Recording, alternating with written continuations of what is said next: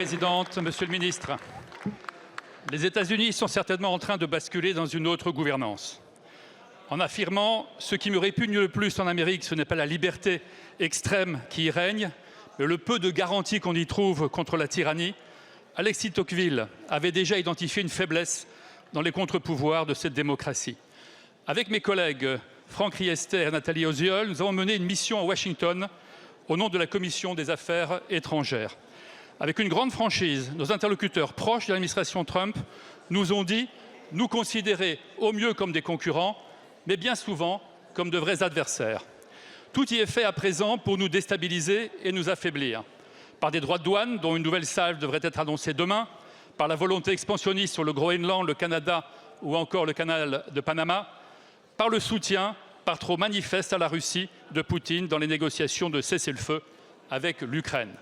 Mais plus que l'usage systématique du rapport de force, c'est la dérive vers une gouvernance autoritaire qui doit nous interpeller et nous faire réagir. Washington, tel qu'on a pu le constater, est en état de sidération. Des méthodes brutales ont provoqué un vrai climat de peur. Peur de perdre son emploi, peur de perdre un contrat, peur de perdre une subvention.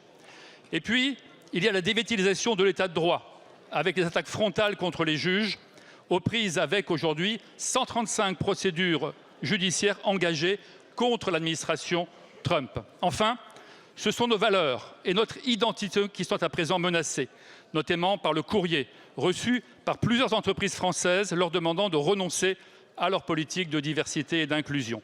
Il s'agit là d'une ingérence inacceptable dans notre souveraineté et une attaque directe à notre modèle républicain,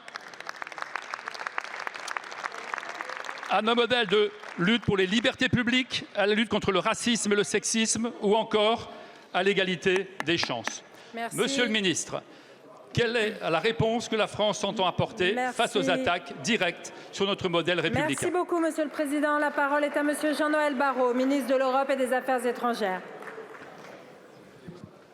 Merci Madame la Présidente, Mesdames et Messieurs les députés, Monsieur le Président Bruno Fuchs.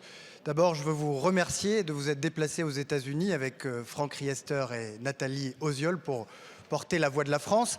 J'étais pour ma part en Chine avec des parlementaires où nous avons franchi une étape importante vers le règlement du différend qui nous oppose sur les cognacs et les armagnacs, sujet sur lequel nous sommes mobilisés avec la ministre de l'Agriculture, le ministre de l'Économie, sous l'autorité du Premier ministre.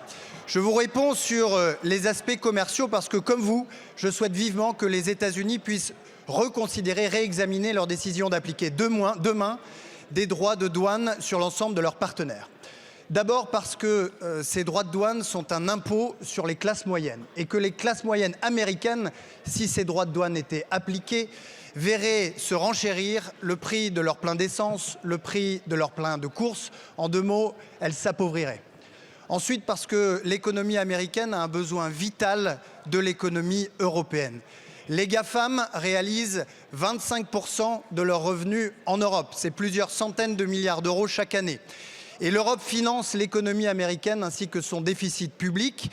Les pays de la zone euro financent à hauteur de 3 000 milliards d'euros l'économie américaine nette des investissements américains en Europe. Pour donner un ordre de grandeur, c'est l'équivalent de la taille du PIB français.